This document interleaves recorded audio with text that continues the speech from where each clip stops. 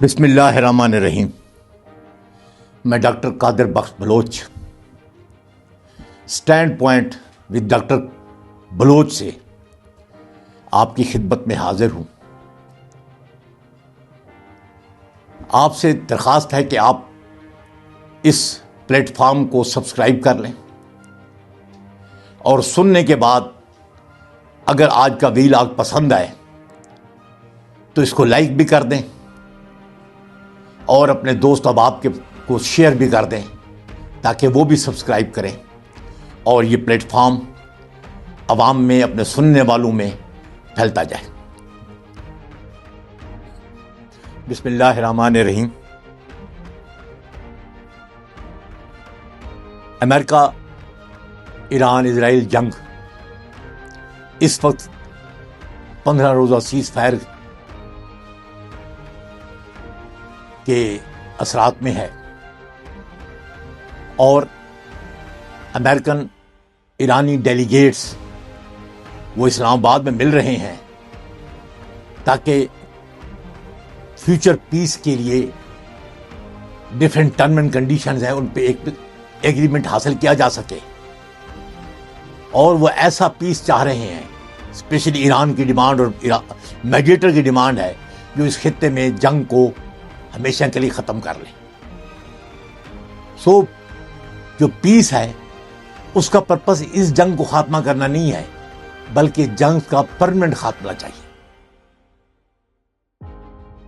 اور اگر دیکھا جائے تو یہ ڈیمانڈ جو دنیا کا اس وقت انٹرنیشنل لا ہے جسے ہم کہتے ہیں ریٹن بیس یا رول بیس سسٹم جو ہے اس کی روح کے مطابق ہے، کیونکہ انٹرنیشنل لا یا ریٹن بیس جو رول بیس سسٹم ہے وہ یونائٹڈ نیشن کو، سیکورٹی کونسل کو اور اس طرح کے انٹرنیشنل ملٹی لیٹرل ادارے ہیں جن کو یہ رائٹ دیتی ہے کہ وہ دنیا کے سیکورٹی کے، اکانومی کے، ٹریڈ کے، ایگریکلچر کے جو کنسرن ہیں کسی ملک کے، وہ ان کو حل کرنے کے لیے اپنا رول ادا کریں۔ اور یہ رول بیس سسٹم جو ہے وہ کلیئر کہتا ہے کہ اس میں تمام ممبر آف یو این جو ہے 192 irrespective of their size and population اور پاور، وہ سارے کے سارے ایکول ہیں، ان کا ایکول ووٹ ہے۔ لیکن وقت کے ساتھ ساتھ جب کولڈ وار ختم ہوئی اور آہستہ آہستہ سوویت یونین کی ڈسممبرمنٹ کے بعد اور جو امریکہ ہے وہ یونیپولر ورلڈ آرڈر کی طرف چل پڑا اور آہستہ آہستہ پوری دنیا میں اس کی ڈکٹیشن شروع ہوئی۔ وہ 92 کی عراق کا کویت سے حملے سے، کویت کے قبضے سے آزاد کرانا ہو، وہ 9/11 کے بعد افغانستان یا عراق پہ حملہ ہو، وہ کوسوو، بوسنیا ہرزگوینیا ان کی لڑائیاں ہوں، بالکن سٹیٹس کی،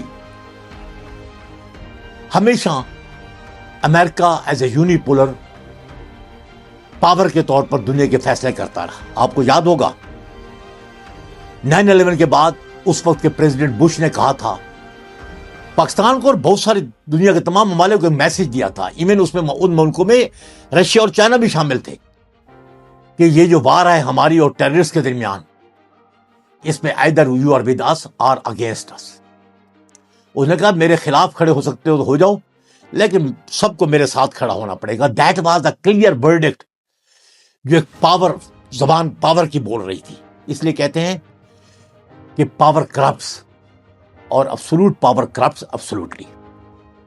یہی وجہ تھی کہ امریکہ نے یونائٹڈ نیشن یا اس کی سیکورٹی کونسل کی قراردادوں کا سہارا نہیں لیا، یا اس کے لا کے اندر جو ہے اگریشن ممنوع ہے اس کو اس نے فلاؤٹ کرتے ہوئے اس نے اپنے آپ کو ایک ڈیفینڈر ظاہر کیا کہ میں پریونٹیو سٹرائک کے طور پر ڈیفنس کی جو ایک قسم ہے، میں عراق اور افغانستان پہ حملہ کر رہا ہوں تاکہ یہاں پر جو اینٹی فورسز ہیں وہ کل تیار ہو کر امریکہ پہ اٹیک نہ کر سکے، تو میں ان کے اٹیک جو فیوچر میں ہونا ہے اس کو وارڈ آف کرنے کے لیے ابھی جا رہا ہوں۔ اور اس کے ساتھ اس کے دوست بھی تھے نیٹو کے، ویسٹرن کنٹریز کے allies بھی تھے جنہیں سب نے سمبولکلی یا کوانٹیٹیولی اپنے فورسز دی. تو ساری دنیا نے کہا کہ اس نے فل آؤٹ کیا انٹرنیشنل لا کو.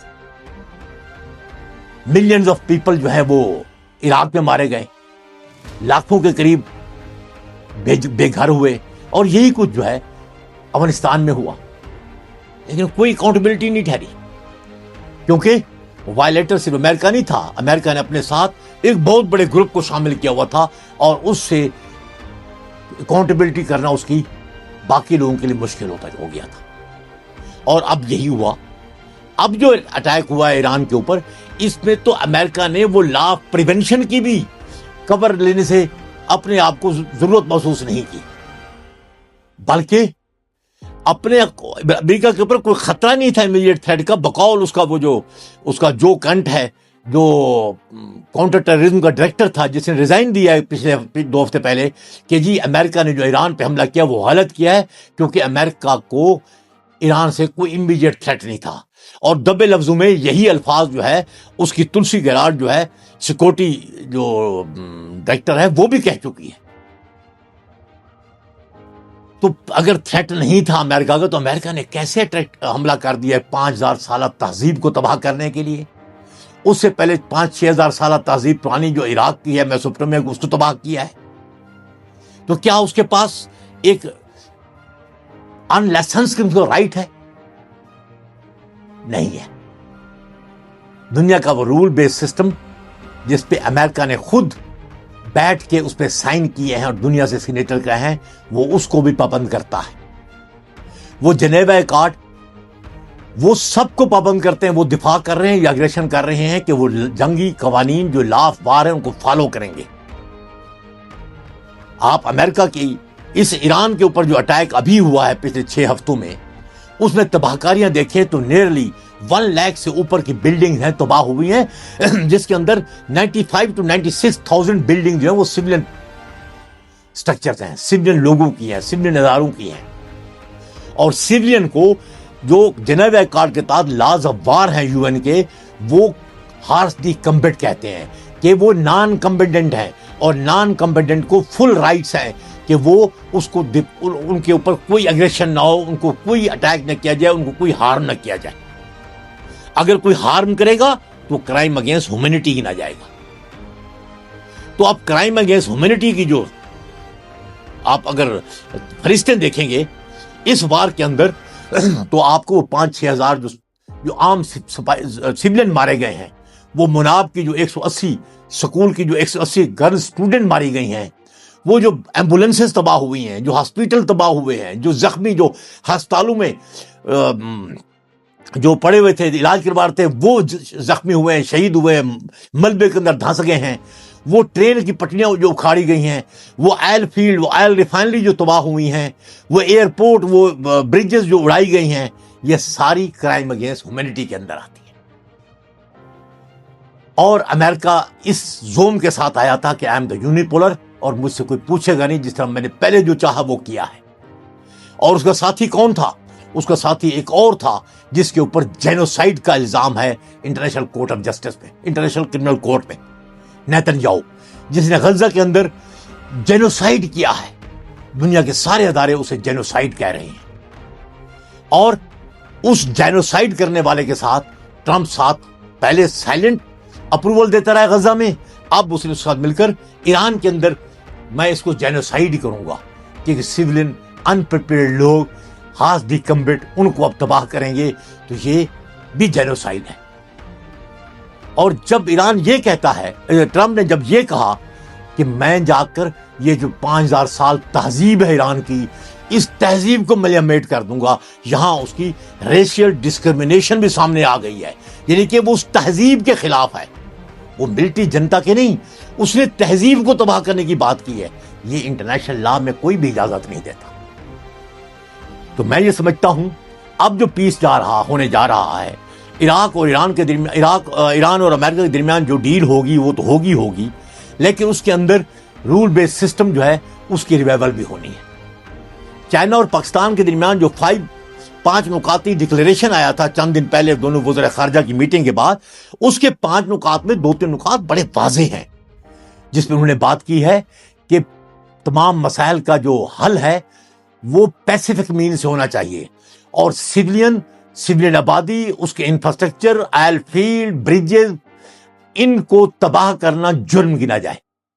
اور لاسٹ جو ان کا پوائنٹ ہے وہ یہ ہے کہ یونائٹڈ نیشن کے کردار کو دوبارہ ایکٹیویٹ کیا جائے as per the role base system. وہ دنیا کے ہر وائلیٹر کو اکاؤنٹیبل کر سکے اور ہر مظلوم کو مدد کر سکے. جو انٹرنیشنل سیکورٹی سسٹم ڈیوائز ہوا ہے 1945 کے بعد کا, اس کو ایگزیکیوٹ کیا جائے. اور اگر یہ ایگزیکیوٹ ہوتا ہے تو اب وہ امریکہ ہوگا جو آئی ٹیل یو 28 فروری 2026 کے امریکہ سے ڈفرینٹ امریکہ ہوگا. وہ یونیپولر امریکہ نہیں ہوگا, وہ امریکہ ہوگا جو خطے کے بہت سے ممالک سے اپنے اڈے بائنڈ اپ کر چکا ہوگا. وہ امریکہ ہوگا جس کی اکنامک ڈوینڈل کر رہی ہوتی پیٹرو ڈالر کی ڈسکنیکٹیوٹی کے بعد. وہ امریکہ ہوگا جس کے نام کے ساتھ یہ ہوگا کہ وہ ایران سے اپنی جنگ جیت نہیں سکا. یہ وہ امریکہ ہوگا جس کے اپنے پارٹنر جو ہیں, جو اس کے نیٹو ممالک تھے, وہ بھی اس کے ساتھ اس جنگ میں کھڑے نہیں ہوئے, کیونکہ انہوں نے اس کو رول بیس سسٹم کے خلاف قرار دیا. انہوں نے اعلان کیا تھا کہ یہ انٹرنیشنل لا کی خلاف ورزی ہوگی. دوسرے لفظوں میں امریکہ کے اوپر جو نئی اکاؤنٹیبلٹی ہونی ہے, جو چارج لگنا ہے انٹرنیشنل لا کے وائلیشن کا, کرائم اگینسٹ ہیومینٹی کا, میں سمجھتا ہوں اس کے مدعی اس کے پرانے دوست ہی ہوں گے جو یورپین کنٹریز ہیں, کیونکہ پہلے ہی وہ اس کے ساتھ کھڑا ہونے سے انکار کر چکے ہیں اسی بات کا. اس لیے میں یہ سمجھتا ہوں یہ ایران امریکن وار جو ہے اس کے بعد دنیا بدلنے جا رہی ہے. World order, world environment, world کا لیونگ انوائرمنٹ مختلف ہونے جا رہا ہے. اور وہ لیونگ انوائرمنٹ جو شاید ہماری اور ہم سے پہلے والی جنریشن تو نہیں دیکھ سکی, لیکن ہماری آنے والی جنریشن دیکھے گی. اور ایک نیا سسٹینیبل ورلڈ آرڈر ہوگا, ایک سسٹینیبل ورلڈ ہوگی جس کے اندر وہ سسٹینیبل لیونگ انوائرمنٹ ہوں گے, ان کے ساتھ سسٹینیبل پیس ہوگا, سسٹینیبل گروتھ ہوگی, سسٹینیبل انوائرمنٹ جو ہے نیچرل یا مین میڈ انوائرمنٹ جو ہے ان کو مینٹین کیا جائے گا. Thank you.